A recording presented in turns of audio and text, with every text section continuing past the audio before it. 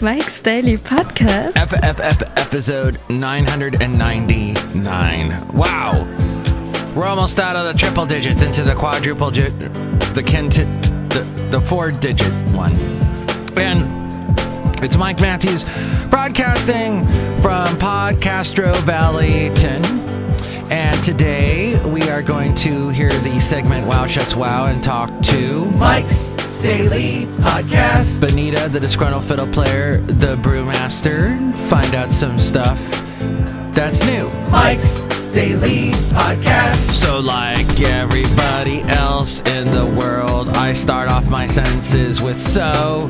Peter Gabriel named his best album that. Peter must know that it's a truly human word, and it's something we can't let go of. Yesterday was the anniversary I got Basil.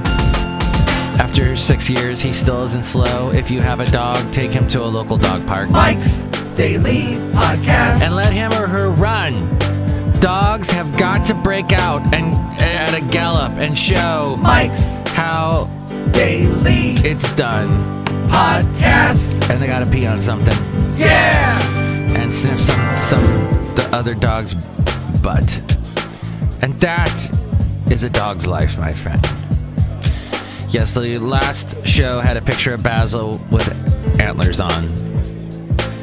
And I had a tremendous response on Instagram.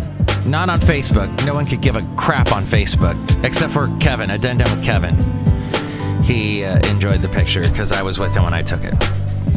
But Instagram is where it's at. Instagram is where I get the likes. Instagram is where I get the love. Facebook?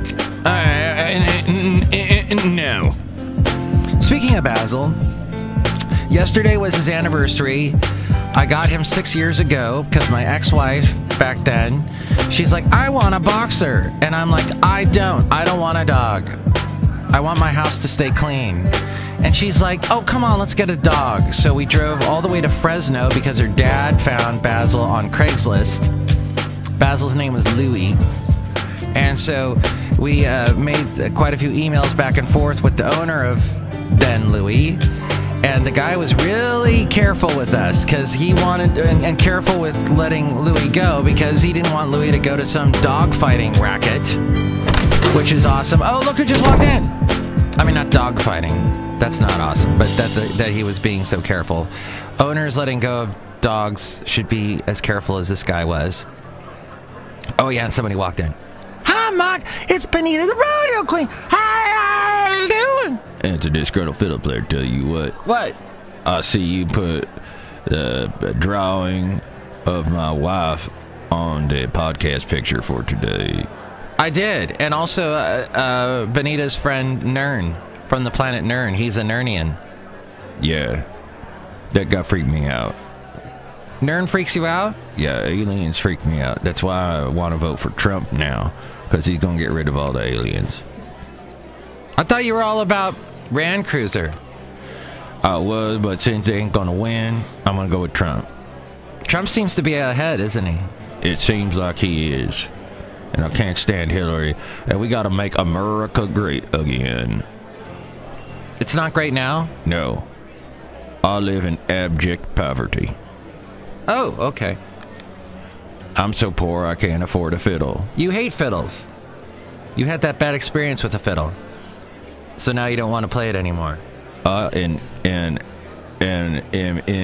abject poverty. Mike, we're not in poverty, but we don't like Ted Cruz or Rand Paul anymore because they are so not. I'm being interrupted. You are, Benitez, because someone else just walked in. Hello, Mike. I make the root beer. I'm the brewmaster. I'll cut you. Brewmaster, in your violent ways, what do you think of Rand Paul, Ted Cruz? Who? See? I guess that proves your point, huh? Yeah, nobody knows about Rand Paul. A lot of people that go to church and drink a lot of Kool-Aid that they serve at the church, if you know what I mean, they're into Ted Cruz. But Rand Paul, he's too scientific and highfalutin for most of us, so we can't stand him. Plus, he don't want to go out and kill a bunch of people in other countries like Ted Cruz does. Obama, he's too weak to go out and kill people in other countries, so Rand Paul is just like it. Rand Paul is an isolationist. He doesn't think we should get involved. We should focus on our own country. Yeah, that's why I hate him. Interesting. And confusing simultaneously. So Basil's anniversary, we drove down to Fresno, picked him up, and instantly Basil was just, he was thankful. He was very loving. He was well, we named him Basil right off the bat because I love Austin Powers, and that's his boss, his name Basil. And then later I thought about it on the drive back from Fresno to the Bay Area that, hey, there's Basil Rathbone, who's the actor that played Sherlock Holmes in the 40s and 50s, and he apparently had a lot of dogs, and Basil Rathbone's a great dog name. And then there's also Basil Fawlty from Fawlty Towers with John Cleese. There's Basil the Mouse from The Great Mouse Detective. Basil Baker's Street, isn't it? So he was right. The next day we took him to the vet, which would have been today, 6 years ago. And the vet said, oh my gosh, this dog has already formed a bond with you. And sure enough, he had. And we were walking him. And he's been happy ever since. So it's just been great. I think it's great when you can find a dog that just matches you and your personality. And I'm a jowly boxer, I guess, at heart. I'm making myself cry a little bit. Mark, you're making me cry. I got big teardrops in my eye, making my mascara run, and I can't stand it. Are you gonna leave? Yeah, you should leave. To fix your makeup. I'll do what I want. Okay, I'm gonna leave. Bye, I'm gonna fix my makeup. So Mike has a podcast that it has some hilarity in it that I've not yet heard, actually. But anyway, we'll talk later. Well, some people have heard it. I know that. More people than have heard mine. There she goes.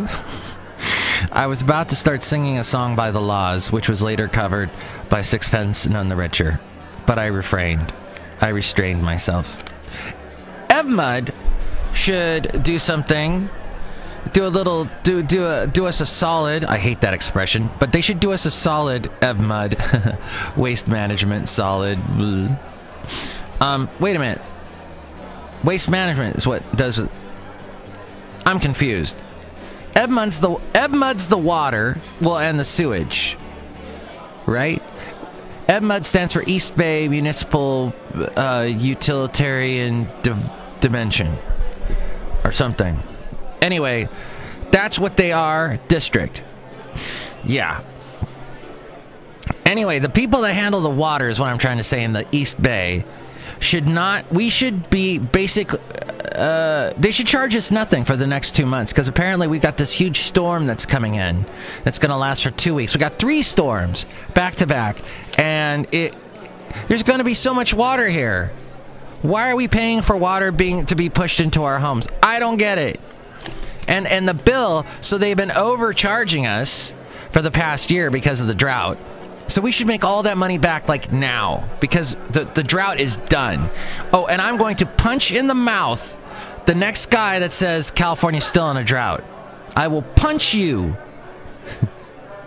No, I'm not. I'm not violent. Mike, I'll do it. You will, Brewmaster? Yeah, I'll cut them. No, that's different. That's also violent.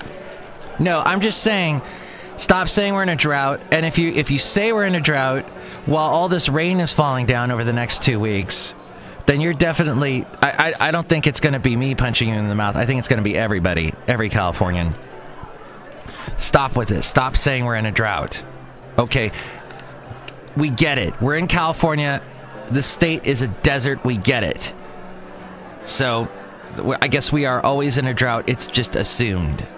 I'm not saying waste water. I'm not saying turn on your sprinklers when the rain is pouring down and be an idiot. I'm not saying that. I'm not saying don't fix your toilet if it makes that running sound and waste water all the time, or the leak. I'm saying fix all those and do that. It's I can't stop listening to Christmas music is what I'm saying.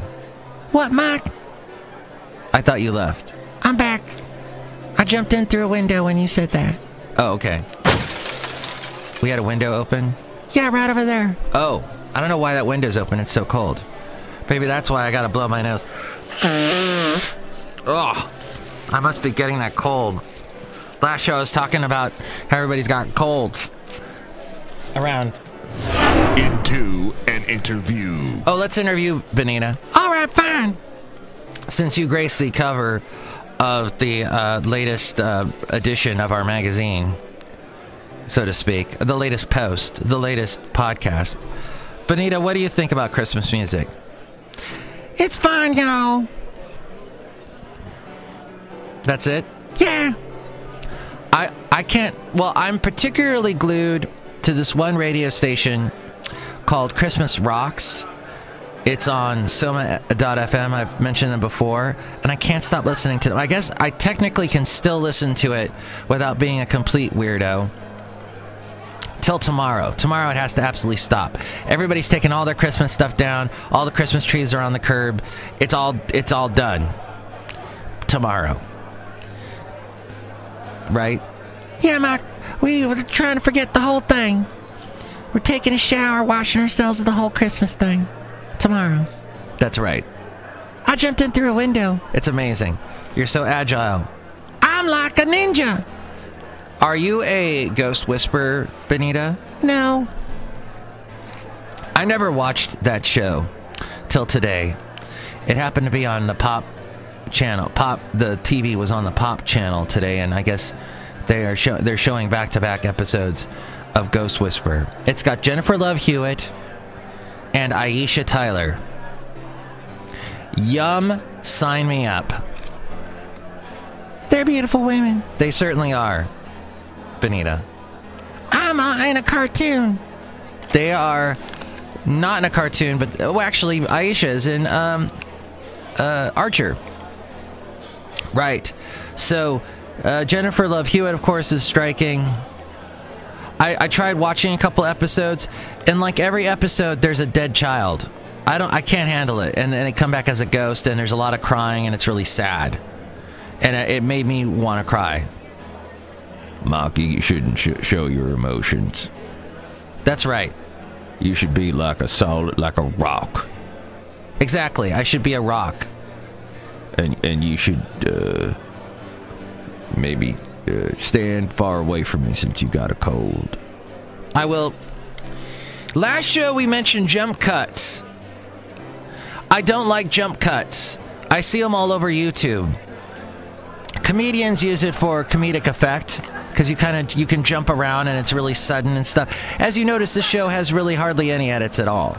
I'm not into jump cutting.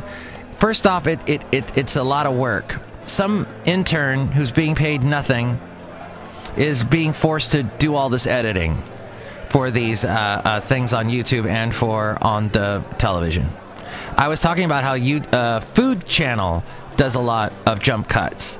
And I don't see the point of it. I see that they do it because they want to just chop out anything that might be lagging in the show and just make it go as much information in your face as possible, and then you can't turn away like a car crash. You can't stop looking at it as you're a looky-loo rubbernecker person driving down the highway. And that is what Food Channel's trying to do because their ratings have dropped so much lately.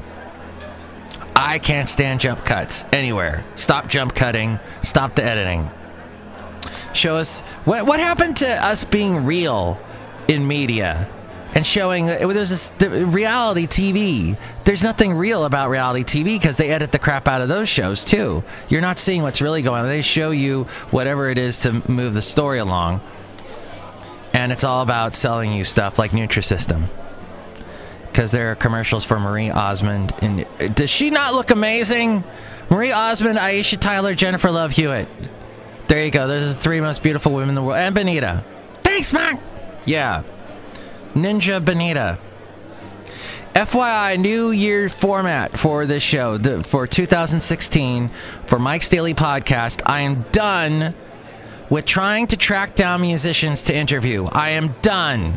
Okay, I can't even make an appointment with my dentist. Every time I try and call him to make an appointment, I leave a message. I never get a call back. I never hear back from him, but I got to go to him because he's the one I picked for my insurance. Stupid me. And and I can't get out of it for some weird reason.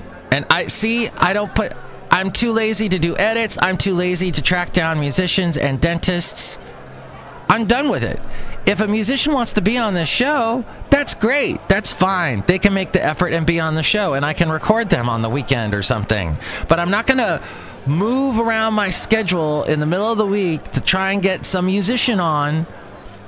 And then I get musicians on that do a lot of, I don't need that. And then I have to edit all the uhs out, and I'm done with editing. So let's recap, shall we? Done with editing, done with jump cuts, done with dentists and musicians that never call me back. So if you don't hear that much music on the show, oh, and that's the other thing, if I feature that musician's music on the show, well, then YouTube dings me, and I can't put my show on YouTube, where a lot of people find this show, so frick! And then finally, I have discovered that... I've come to the end of my list. That was my last thing. As Haley said, I write too small on my little notepad. This is my little piece of paper. I just write it. I'm trying to conserve paper. I don't write very big. All right, so we're going to jump into the wonderful segment called Wow Shuts Wow, where we'll look at some neat stuff going on right now. But I would like to also mention that we have the wonderful website, Mike's Daily Podcast, with past interviews I've done with musicians. Sure, that's on there. And if you like that stuff, my podcast pictures are there, and all the places you can listen to the show. There's also a link to Amazon. If you're going to buy anything on Amazon, go through that link at mikesdailypodcast.com, and that helps us out. It's a great way to support the show. There's also a PayPal if you'd like to donate and become an Inglorious Mike's Daily Podcaster and get a special greeting from all the Cafe Anyway characters. That's all there at mikesdailypodcast.com. Wow, shuts wow. Come on, baby. Drive crazy. Goodness gracious, great balls of fire. Comets from outer space. It's not easy finding comets, especially when they're near the bright shining sun. Comets that approach the sun are called sun grazers. They can be as small as 30 to 150 feet in diameter. That's the length of a limousine, up to half a football field. Out in space, that's a very small object to find. Also, some of these comets are only bright for a few hours before they go around the sun and burn up. This, according to What's Happening Tri-City Voice. So how do we spot these sun grazer comets? We find them with a satellite that watches the sun from space. The Solar and Heliospheric Observatory, or SOHO, a joint project of the European Space Agency and NASA, was launched in 1995. SOHO's main mission is to observe the sun and the space around it. It watches the sun for giant explosions called coronal mass ejections. It looks at the constant energy and particles the sun releases that we call the solar wind. It wasn't built to find sun-grazing comets, but it turned out to be really good at it. SOHO has discovered over 3,000 comets. In fact, it is the greatest comet finder of all time. Before SOHO, only about a dozen comets had been discovered from space, and only 900 had been discovered from the ground. SOHO didn't find all the comets by itself. It gathered lots of data about what's going on around the sun, but it took many people looking at the data to spot the sun grazers. The data is available for everyone to see, including citizen scientists. Lots of people with all different backgrounds helped spot the comets. In all, 95% of SOHO's comets were found by citizen scientists, including teachers, writers, and even 13-year-olds. We can learn a lot from comets. These chunks of ice and rock flying around space can teach us about how our solar system formed. When they got close to the sun, their gas tails light up and blow in the solar wind. Looking at their tails closely, we can learn more about the solar wind and what makes the tail shine so brightly. If you want to make your own comet, visit spaceplace.nasa.gov/comet-stick. The dot in the crosshairs is a comet streaming toward the sun as seen on September 14th. But what? What are they talking about? I don't see no dot. I hate when they do that. I just chucked that. But anyway, that's an interesting story. Wow, shuts wow. Oh, the wheel in the sky keeps on turning. I don't know where I'll be tomorrow. Wheel in the sky keeps on turning. Whoa. Which the name of that segment comes from my mom. When I tell her something surprising, she goes, wow, shuts wow, because she calls me Shuts. Now, here's something fascinating. Quadrantid meteor shower. Ha! That is going on. 2016 is off to a dazzling start, according to Yahoo News. Stargazers will be able to watch quadrantid meteor shower streak across the sky every Monday morning. Early tomorrow morning at about 3 a.m. Eastern Time for those in the U.S. According to NASA, the light show could be spectacular or a dud for U.S. watchers. It all depends on predictions. The peak of the shower will last about 2 hours. What is the quadrantid meteor shower? The quadrantids, which were first observed around 1825, are named for the constellation Quadrans Muralis, which no longer exists. Astronomer Peter Janeskins discovered that the quadrantid's parent body may be asteroid 2003 EH1, but is not entirely clear where the quadrantids, which are located between the constellation Boots the Herdsman and Draco the Dragon, originated. While most meteor showers have a peak for 2 days, the quadrantids is much shorter, just a few hours. The quadrantids are known for their bright fireball meteors. At its peak, the shower will produce approximately 80 meteors per hour. The quadrantid meteor shower is best viewed in the North Hemisphere, if the forecast is correct. According to the International Meteor Association, the best viewing time will be 8 Universal Time. Translate your time zone to Universal Time here. Okay. I'm going to do that. Because it told me to. And while that's loading, that website that apparently does not want to load right away, it's best to find an area well away from the city or streetlights to view the meteor shower. Yahoo News is written by a 2-year-old.